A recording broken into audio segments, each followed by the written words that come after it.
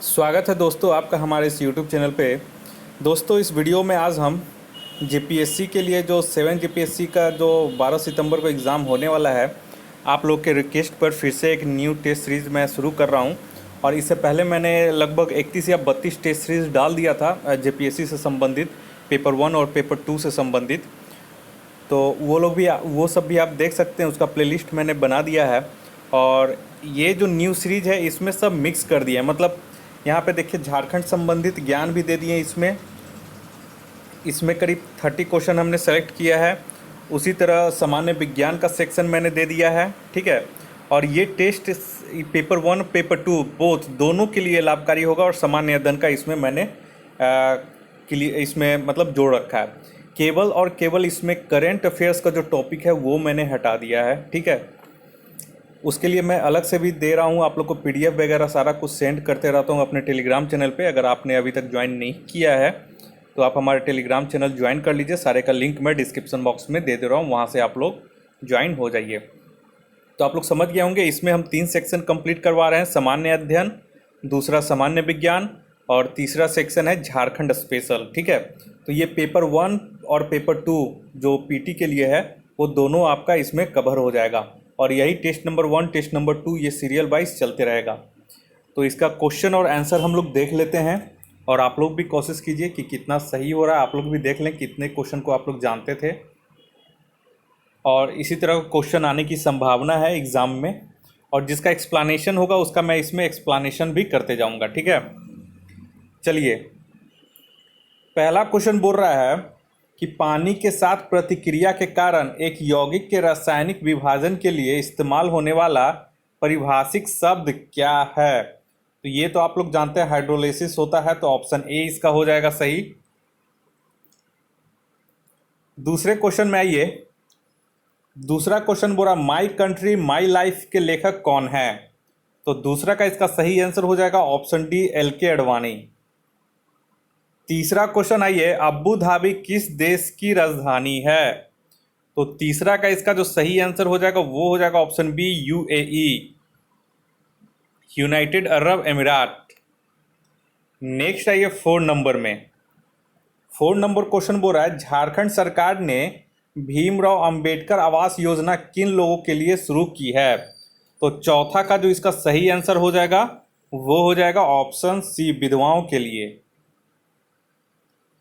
Next आइए 5वां number में, एडा किस क्षेत्र से संबंधित है। तो ये हो जाएगा ऑप्शन सी, बीमा से।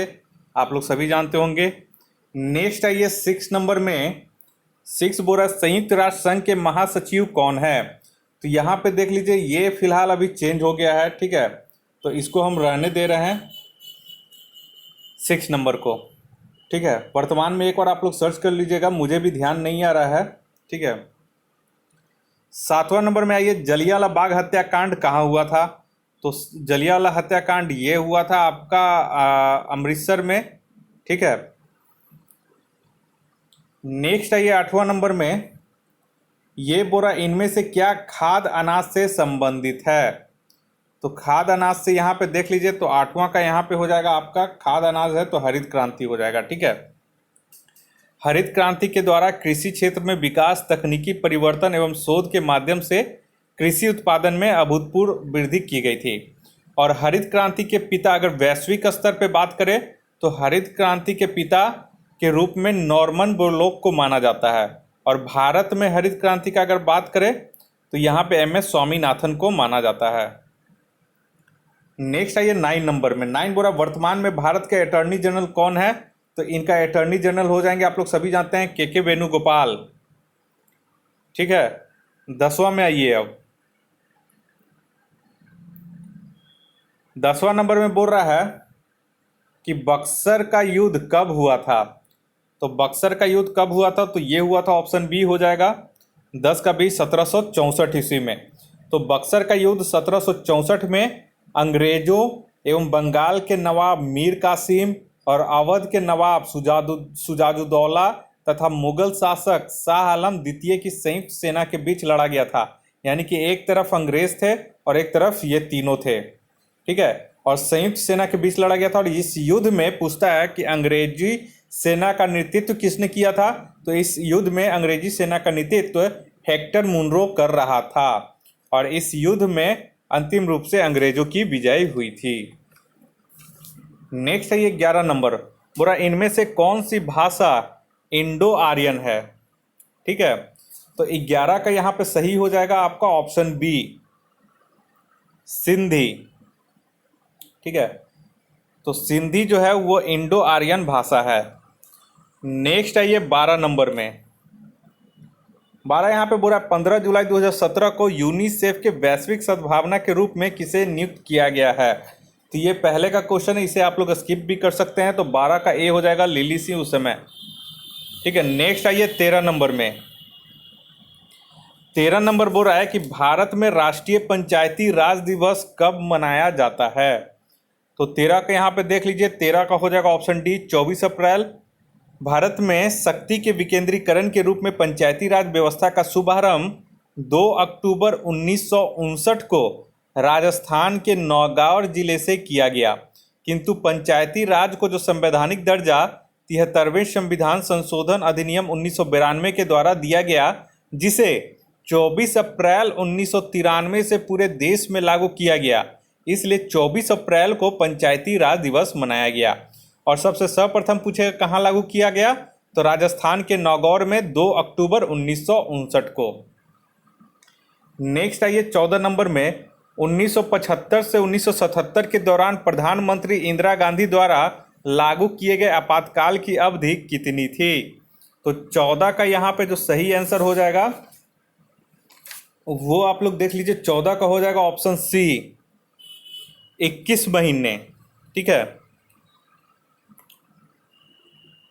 और ये सब एग्ज़ाम झारखंड का जो एग्ज़ाम हुआ है, बहुत सारे एग्ज़ाम उन्हीं सब में का ये कलेक्शन है और उसमें से ही इसमें क्वेश्चन पूछा हुआ है। तो ऐसा नहीं है कि ये हम बाहर से पूछ रहे हैं, जो क्वेश्चन पूछ चुका है बिहार में होने वाला एग्ज़ाम, जैसे बिहार दरोगा, फिर पंचायत सचिव, वो सब का इसमें कलेक्शन है। ठीक है, कोई भी एक भी बाहरी क्वेश्चन नहीं है। 15 नंबर आइए, जमशेदपुर में कीनन अंतर्राष्ट्रीय क्रिकेट स्टेडियम स्वामित्व किस कारपोरेट समूह के पास है। तो 15 का इसका सही आंसर हो जाएगा ऑप्शन बी, टाटा स्टील के पास है। 16 नंबर में आइए, 16 बोरा मातोश्री नाम की पुस्तक किसने लिखी है। तो 16 का यहाँ पे सही हो जाएगा ऑप्शन ए, सुमित्रा महाजन ने। नेक्स्ट आइए 16 हो गया।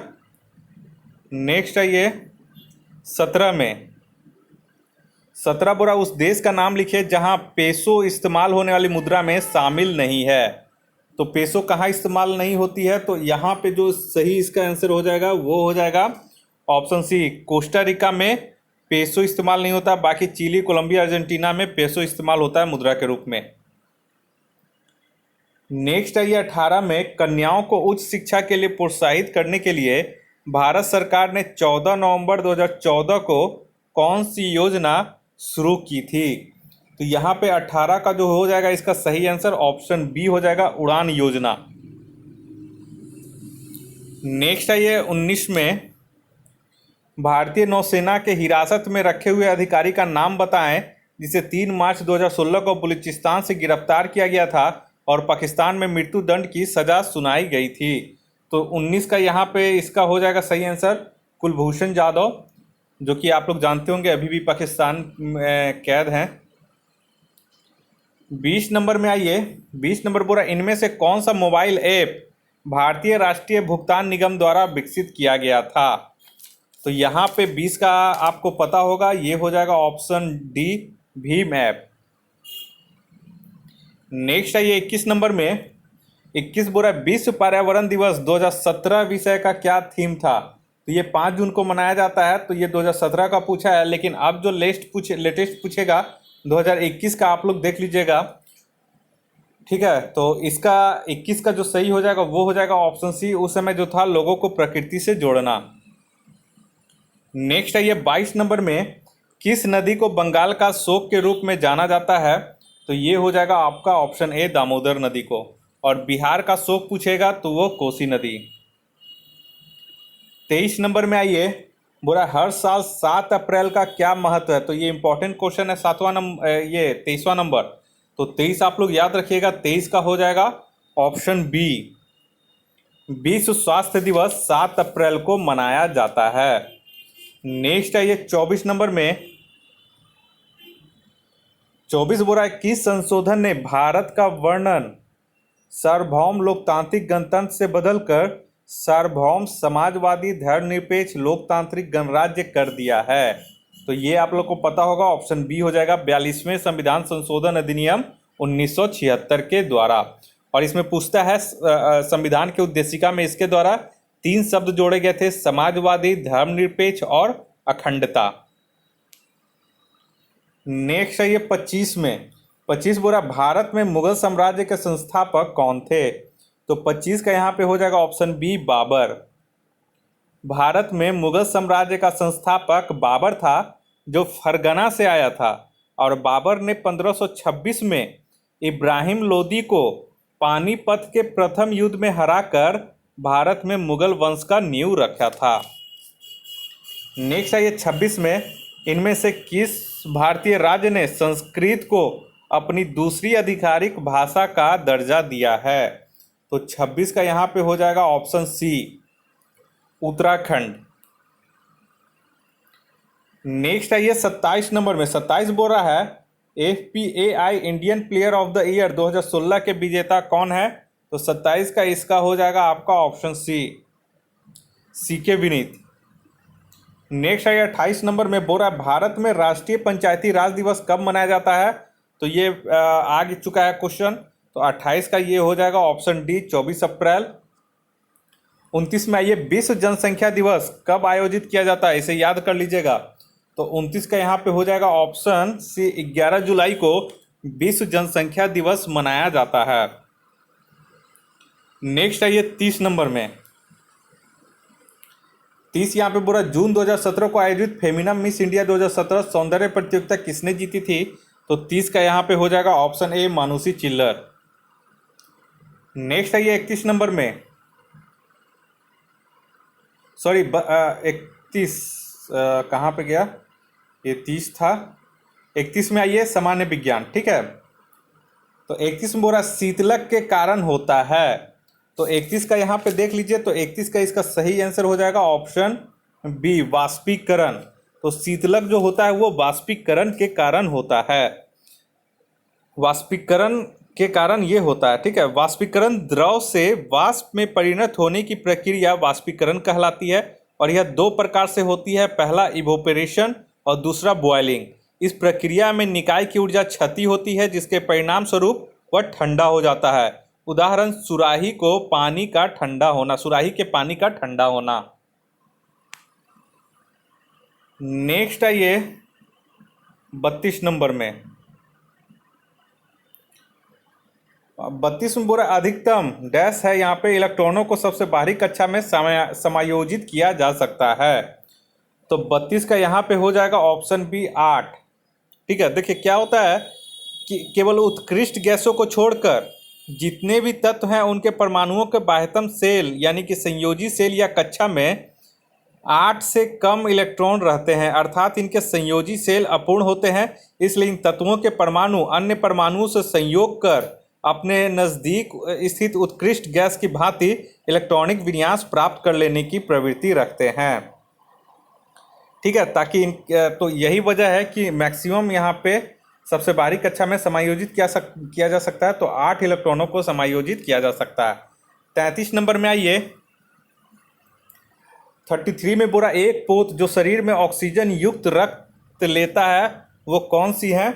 तो यहाँ पे हो जाएगा बी, धमनी होता है, ठीक है, जिसको इंग्लिश में आर्टरी बोलते हैं, जो रुधिर वाहिनियों हृदय से रुधिर को शरीर के विभिन्न अंगों तक ले जाती है। और इनमें सामान्यतः शुद्ध रुधिर या ऑक्सीजनित रुधिर बहता है, यानी कि प्योर ब्लड या ऑक्सीजनेटेड ब्लड इसमें बहता है धमनी में, ठीक है। तो ये आप लोग याद रखिएगा। और एक होता है हिंदी में बोलता है फुफ्फुस धमनी या फिर पल्मोनरी आर्टरी। इसमें क्या होता है, इसमें अशुद्ध रक्त या विऑक्सीजनित रुधिर इसमें प्रवाहित होता है।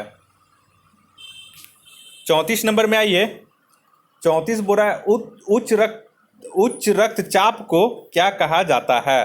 तो 34 का यहाँ पे हो जाएगा ऑप्शन सी, हाइपरटेंशन। ठीक है। और जब हम आराम करते हैं तो उस समय हमारा रक्तचाप 100 से 140 mmHg होता है, ठीक है। और उक्त रक्तचाप तब उपस्थित होता है यदि यह 90/140 mmHg पर या इसके ऊपर रहता है तो उसे उक्त रक्तचाप कहते हैं। 35वां, ये फेफड़े में छोटे हवा के थैलियों को क्या कहा जाता है? तो 35 का यहाँ पे हो जाएगा ऑप्शन सी, एल्वियोली, ठीक है। फेफड़ों का मुख्य कार्य वातावरण में ऑक्सीजन लेकर उसे रक्त परिसंचरण में प्रवाहित करना और रक्त से कार्बन डाइऑक्साइड को अवशोषित कर उसे वातावरण में छोड़ना होता है। और गैसों का यह विनिमय असंख्य छोटे छोटे पतली दीवारों वाली वायु पुटिकाओं, जिन्हें एल्वियोली कहा जाता है, में होता है। नेक्स्ट है ये 36 नंबर में। 36 बोरा डैश है, यहाँ पे एक जैविक सामग्री है जिसे ईंधन के अक्षय स्रोत के रूप में इस्तेमाल किया जा सकता है। तो 36 का यहाँ पे हो जाएगा आपका ऑप्शन ए, बायोमास होता है, ठीक है। इसमें मीथेन की ज़्यादा मात्रा होती है, इसको जैव गैस भी बोलते हैं। 37वां ये यहाँ पे डैश डैश है, यह परमाणु के नाभिक में संग्रहित होता है। तो कौन होता है यहाँ पे? तो 37 का आप लोग देख लीजिए। 37 का इसका जो आंसर हो जाएगा वो हो जाएगा ऑप्शन डी, परमाणु ऊर्जा यह परमाणु के नाभिक में संग्रहित होती है।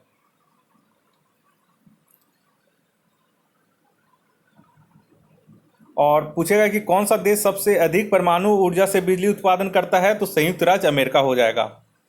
नेक्स्ट है ये 38 में। 38 बोरा मानव लार में एक एंजाइम होता है जिसका नाम है, उसका नाम क्या है? तो 38 का यहाँ पे हो जाएगा ऑप्शन बी, टाइलिन। लार को इंग्लिश में सलाइवा बोलते हैं, ठीक है। और मानव लार में 98% पानी तथा 2% अन्य यौगिक जैसे इलेक्ट्रोलाइट, बलगम, जीवाणुरोधी यौगिक तथा एंजाइम होता है। और लार में टाइलिन और माल्टेस एंजाइम होता है। नेक्स्ट है ये 39 नंबर में। 39 बोरा मस्तिष्क का हिस्सा जो कि सांस लेने, पाचन और हृदय गति जैसे स्वायत्त कार्यों को नियंत्रण करता है। तो 39 का इसका सही आंसर हो जाएगा ऑप्शन सी, मेडुला ऑब्लेंगाटा यहाँ पे हो जाएगा। नेक्स्ट है ये 40 नंबर में। 40 बोरा जब एक परमाणु की पूर्ण कक्षा होती है तो यह क्या कहलाता है? तो 40 का यहाँ पे हो जाएगा आपका ऑप्शन सी, स्थिर। जब एक परमाणु की पूर्ण कक्षा होती है तो यह स्थिर होता है, यानी कि स्टेबल होता है, ठीक है। 41 बोरा एक आयन बनता है जब एक परमाणु क्या खोता है? तो यहाँ पे 41 का हो जाएगा, यहाँ पे ऑप्शन देख लीजिए। हाँ, तो क्या खोता है? तो 41 का यहाँ पे हो जाएगा ऑप्शन सी, इलेक्ट्रॉन। देखिए, आयन ऐसे परमाणु या अणु होते हैं जिसमें इलेक्ट्रॉनों और प्रोटॉनों की संख्या असमान यानी कि अनइक्वल होती है। इससे आयन में विद्युत आवेश यानी कि चार्ज हो जाता है। और आयन का निर्माण तब होता है जब एक परमाणु इलेक्ट्रॉन खोता है या फिर प्राप्त करता है, तभी एक आयन होगा ना। आयन प्लस या आयन माइनस तभी होगा जब एक इलेक्ट्रॉन खोएगा या फिर एक इलेक्ट्रॉन को ग्रहण करेगा। और अगर जैसे इलेक्ट्रॉन अगर ग्रहण किया, ठीक है, तो इलेक्ट्रॉन की संख्या ज़्यादा हो जाएगी तो वो एनायन कहलाएगा। और अगर इलेक्ट्रॉन दे दिया तो प्रोटॉन की संख्या ज़्यादा हो जाएगी तो उस पर प्लस आवेश हो जाएगा, तो उसको कैटायन बोलते हैं। 42 में ये जब कार्बन डाइऑक्साइड को चूने के पानी से पारित किया जाता है तब उसका रंग क्या हो जाता है? तो 42 का यहाँ पे हो जाएगा ऑप्शन डी, दुधिया हो जाता है। नेक्स्ट है ये 43 में। 43 बोरा एक संपत्ति जिसके द्वारा एक तत्व विभिन्न भौतिक गुणों वाले विभिन्न रूपों में मौजूद हो सकता है, उन्हें क्या कहते हैं? तो 43 का इसका हो जाएगा ऑप्शन सी, एल्लोट्रॉपी। एल्लोट्रॉपी में क्या होता है? जब एक ही तत्व कई रूप में मिलता है तो तत्व के इस गुण को अपरूपता यानी कि एल्लोट्रॉपी कहते हैं, ठीक है। आइसोटॉप में होता है, परमाणु संख्या समान होता है क्योंकि, और परमाणु भार इसमें होता है, डिफरेंस होता है। नेक्स्ट है ये 44 में बोरा NaOH क्या है? तो 44 का यहाँ पे हो जाएगा ऑप्शन ए, यह एक बेस है, सोडियम हाइड्रोक्साइड इसको बोलते हैं, ठीक है। और यह एक उच्च कोटि का, बेस को हिंदी में क्षार बोलते हैं, याद रखिएगा, ठीक है। तो यह एक उच्च कोटि का बेस यानी कि क्षार है। 45वां, ये घेंगा रोग के उपचार में किसका आइसोटोप उपयोग किया जाता है? तो घेंगा रोग, तो यहाँ पे आप लोग का हो जाएगा ऑप्शन बी, आयोडीन। और घेंगा रोग को इंग्लिश में ग्वाइटर रोग भी बोलते हैं, जो कि आयोडीन की कमी से होता है। नेक्स्ट आइए 46 में। 46 बोल रहा है, यहाँ पे खाली स्थान है, एक प्रोटीन है जो रक्त जमावट में मदद करता है। तो ये भी इंपॉर्टेंट है। तो 46 का जो हो जाएगा यहाँ पे ऑप्शन डी हो जाएगा, फाइब्रिनोजेन। फाइब्रिनोजेन एक प्रोटीन है जो रक्त जमावट में मदद करता है और इसकी उत्पत्ति लीवर से होती है। तो ये इंपॉर्टेंट क्वेश्चन है। नेक्स्ट आइए 47 में, पशु व्यवहार के अध्ययन को क्या कहा जाता है? तो 47 का यहाँ पे हो जाएगा ऑप्शन सी, आचार विज्ञान, यानी कि इसको यहाँ पे इथोलॉजी कहा जाता है। इंग्लिश में अगर पूछ देगा तो इथोलॉजी यहाँ पे होता है। नेक्स्ट आइए 48 में। 48 बोल रहा है, न्यूटन का पहला लॉ ऑफ मोशन किस नाम से जाना जाता है? तो 48 का यहाँ पे हो जाएगा डी, लॉ ऑफ इनर्शिया से। और न्यूटन का प्रथम गति का नियम क्या बोलता है? यदि कोई वस्तु विराम अवस्था में है तो विरामावस्था में रहती है, ठीक है, रहना चाहेगी। और यदि वह एक समान चाल से चल रही है सीधी रेखा में तो वैसे ही वो चलना चाहेगी, जब तक कि उस पर कोई बाह्य बल लगाकर उसकी वर्तमान अवस्था में परिवर्तन ना कर दे। और न्यूटन के इस नियम को गैलीलियो का नियम या फिर जड़त्व का नियम भी बोला जाता है। और इस नियम से बल की परिभाषा मिलती है। और बल का अगर व्यंजन पूछेगा F=ma, तो ये हमको न्यूटन की द्वितीय गति के नियम से मिलता है। नेक्स्ट आइए 49 नंबर में, यहाँ पे खाली स्थान है, को स्फिग्नोमीटर नामक साधन से मापा जाता है। तो स्फिग्नोमीटर 49, ये आप लोग को पता होगा। इसका सही आंसर हो जाएगा ऑप्शन डी, रक्तचाप, ठीक है। और सामान्य मनुष्य का रक्तदाब 120/80 होता है, जिसमें सिस्टोलिक 120 होगा और डायस्टोलिक 80 होता है, ठीक है। नेक्स्ट आइए 50 नंबर में। 50 बोल रहा है, प्रकाश संश्लेषण के लिए कुल खाली स्थान का केवल 1% सभी हरे पौधों द्वारा अवशोषित होता है। तो 50 का यहाँ पे देख लीजिए, 50 का यहाँ पे हो जाएगा ऑप्शन ए, सौर विकिरण। तो प्रकाश संश्लेषण के लिए कुल सौर विकिरण का केवल 1% सभी हरे पौधे द्वारा ही अवशोषित हो पाता है। अब आइए झारखंड संबंधित ज्ञान, जो कि पेपर 2 में और पेपर 1 में सामान्य रूप से ये उपयोगी है। तो ये अब मेरे हर टेस्ट में झारखंड संबंधी ज्ञान रहेगा। तो नेक्स्ट आइए यहाँ पे पहला क्वेश्चन, बुरा निम्नलिखित में से कौन झारखंड के स्वतंत्र मुख्यमंत्री रहे हैं, यानी कि निर्दलीय मुख्यमंत्री रहे हैं? तो ये हो जाएगा ऑप्शन ए, मधु कोड़ा, ठीक है, जो मनी लॉन्ड्रिंग के केस में जेल में भी रह चुके हैं। नेक्स्ट आइए 52 में, मधु कोड़ा ने झारखंड के मुख्यमंत्री के रूप में कितनी बार सेवा की है? तो 52 का यहाँ पे सही आंसर हो जाएगा आपका ऑप्शन सी,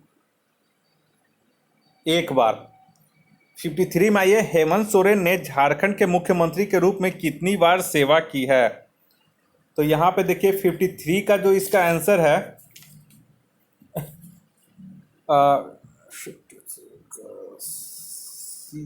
यहाँ पे 53 का यहाँ पे बी हो जाएगा, 2, ठीक है। एक बार और एक बार अभी बने हुए हैं, तो ये 2 बार शायद ये बने हुए हैं, ठीक है। एक बार आप भी कंफर्म कर लीजिएगा, 2 ही बार होगा। नेक्स्ट 54 में, यह न्यूनतम अवधि के लिए झारखंड के राज्यपाल के रूप में निम्न में से किसने सेवा की है? तो न्यूनतम अवधि यानी सबसे कम अवधि के लिए झारखंड के राज्यपाल कौन बने हैं? तो 54 का यहाँ पे हो जाएगा 54 का यहाँ पे आपका हो जाएगा, 1 मिनट हम देख लेते हैं। 54 का ये हो जाएगा ऑप्शन बी, वीसी पांडे। 55 में आइए, 55 बोल रहा है, अपटेट रॉक फॉस्फेट झारखंड के निम्नलिखित जिलों में से किसमें पाया जाता है? तो 55 का इसका सही आंसर हो जाएगा ऑप्शन डी, पश्चिमी सिंहभूम में, ठीक है। नेक्स्ट आइए 56 में। 56 में बोला, वर्तमान में झारखंड राज्य हर साल विभिन्न प्रकार के खनिजों के कितने लाख टन उत्पादन करता है? तो 56 का इसका सही आंसर हो जाएगा option A, 160 lakh tonne. Next है ये 57 में, पूरा बोकारो स्टील प्लांट जो एशिया में सबसे बड़ा है, निम्नलिखित देशों में से किसकी मदद से बनाया गया था? तो 57 का ये हो जाएगा ऑप्शन बी, सोवियत संघ। इसको यूएसएसआर भी बोलते हैं, ठीक है। और इसकी स्थापना 1964 में हुई थी, जबकि यहाँ से उत्पादन 1972 ईस्वी में शुरू हुआ। 58 में आइए, बोरा स्वतंत्रता से पहले पूर्वी सिंहभूम जिले का पूरा क्षेत्र किस जिले का हिस्सा था? तो 58 का इसका सही आंसर हो जाएगा ऑप्शन डी, ओल्ड ममभूम जिला। ठीक है। तो 1990 ईस्वी में पूर्वी तथा पश्चिमी सिंहभूम दो जिले में यहाँ पे निर्मित हो गया था। नेक्स्ट है 59 में, बोरा झारखंड का कौन सा जिला छत्तीसगढ़ और यूपी के साथ अपने सीमावर्ती हिस्सेदारी करता है? तो यहाँ पे हम लोग देख लेते हैं कौन करता है छत्तीसगढ़ और यूपी के साथ अपना सीमावर्ती हिस्सा। तो 59 का यहाँ पे देख लेते हैं हम लोग। हाँ, तो 59 का यहाँ पे हो जाएगा ऑप्शन ए, गढ़वा जिला। गढ़वा जिला 3 राज्यों की सीमा को स्पर्श करने वाला झारखंड का एकमात्र जिला है, इसे आप लोग याद रखिएगा। 60 में आइए, पारसनाथ मधुबन कहाँ स्थित है? तो 60 का इसका सही आंसर हो जाएगा ऑप्शन ए, गिरिडीह जिला में। और ये जैन धर्मावलंबियों के लिए प्रमुख और पवित्र तीर्थ स्थल है। 61 में ये, झारखंड में 50 एकड़ जमीन में एक बड़ा टैंक कहाँ स्थित है? तो 61 का ये सही हो जाएगा ऑप्शन सी, बसंतराई में। और यह जो है यह गोड्डा जिले में स्थित है। नेक्स्ट है ये 62 नंबर में। 62 नंबर बोल रहा है कि राष्ट्रीय खेल विश्वविद्यालय झारखंड राज्य में स्थित होगा। तो राष्ट्रीय खेल विश्वविद्यालय झारखंड राज्य में कहाँ पे स्थित होगा? तो 62 का इसका जो सही आंसर है वो हो जाएगा ऑप्शन सी, रांची में। 63 में ये, झारखंड की कौन सी जनजाति स्थानांतरण कृषि करती है? तो 63 का यहाँ पे आपका सही आंसर हो जाएगा ऑप्शन सी, सौरिया पहाड़िया। ठीक है। नेक्स्ट आइए 64 नंबर में, बोल रहा है अनुसूचित क्षेत्र की परिभाषा से संबंधित भारतीय संविधान की कौन सी अनुसूची है? तो यहाँ पे 64 का आपका जो सही आंसर हो जाएगा वो हो जाएगा ऑप्शन ए, 5वां। अनुसूचित क्षेत्र की परिभाषा से संबंधित पूछेगा तो 5वां। नेक्स्ट है ये 65 नंबर में। 65 बोल रहा है यहाँ पे कि किस स्तर पर झारखंड में सकल नामांकन अनुपात GER काफ़ी कम है? तो 65 का यहाँ पे हो जाएगा ऑप्शन बी, वरिष्ठ माध्यमिक स्तर पर। नेक्स्ट है ये 66 नंबर में, निम्नलिखित जनजातियों में से कौन सा एक बहादुर मार्शल जनजाति है? तो इंपॉर्टेंट क्वेश्चन है 66 का। तो इसका जो सही आंसर हो जाएगा ऑप्शन डी हो जाएगा, खरबर। 66 का डी हो जाएगा, और इन्हें लड़ाका जनजाति भी कहा जाता है। नेक्स्ट है ये 67 में। 67 बोला, दलमी एक पुरातात्विक स्थल है, निम्न में से किस नदी के तट पर यह स्थित है? तो बहुत इंपॉर्टेंट क्वेश्चन है 67 नंबर। तो 67 का इसका सही आंसर हो जाएगा ऑप्शन डी, स्वर्णरेखा नदी के किनारे है। 68 में ये निम्नलिखित में से कौन सुल्तान शुजा की राजधानी थी? तो 68 का यहाँ पे जो सही आंसर हो जाएगा वो हो जाएगा ऑप्शन सी, राजमहल। ठीक है। नेक्स्ट आइए 69 में। 69 बोरा, औरंगजेब के शासनकाल के दौरान दलेल सिंह ने मगर खान को हराया था, जो कहाँ के शासक थे? तो 69 का इसका सही आंसर हो जाएगा ऑप्शन ए, चास के ये थे, जो कि बोकारो के पास है। नेक्स्ट है ये 70 नंबर में। बोरा, गौतम बुद्ध का जन्म किस स्थान पर हुआ था? तो 70 का इसका सही आंसर हो जाएगा ऑप्शन सी, लुम्बिनी में इनका जन्म हुआ था। 71 में, बर्फ आयु की गहरी भूमिगत गुफा में पाया जाता है, तो ये कहाँ पाया जाता है? तो ये 71 का इसका जो सही आंसर हो जाएगा वो हो जाएगा ऑप्शन बी, इसको गांव में, और यह जो है ये हजारीबाग में है। 72 में आइए, झारखंड के 72 प्राचीन मंदिरों में गांव मलोती से किस वंश का संबंध है? बहुत इंपॉर्टेंट क्वेश्चन है। तो 72 का ये हो जाएगा ऑप्शन ए, पाल वंश से ये संबंधित है। और मलूती को मंदिरों का गांव कहा जाता है, इसका संबंध पाल वंश के शासकों से है। 73 में ये चौसा की लड़ाई कब लड़ी गई थी? तो 73 का ये हो जाएगा ऑप्शन डी, 1539 ईस्वी में शेर शाह सूरी और हुमायूं के बीच में, जिसमें शेर शाह सूरी की विजय हुई थी। नेक्स्ट आइए, 73 हो गया। 74 में आइए, 74 बोल रहा है कि भारत में झारखंड को वन क्षेत्र के अंतर्गत क्षेत्र के अनुसार केमा स्थान दिया गया है? तो 74 का इसका सही आंसर हो जाएगा ऑप्शन ए, 12वां स्थान। 75 में आइए, साल के बीज के लिए महत्वपूर्ण है। तो साल के बीज किसके लिए महत्वपूर्ण है? तो 75 यहाँ पे हो जाएगा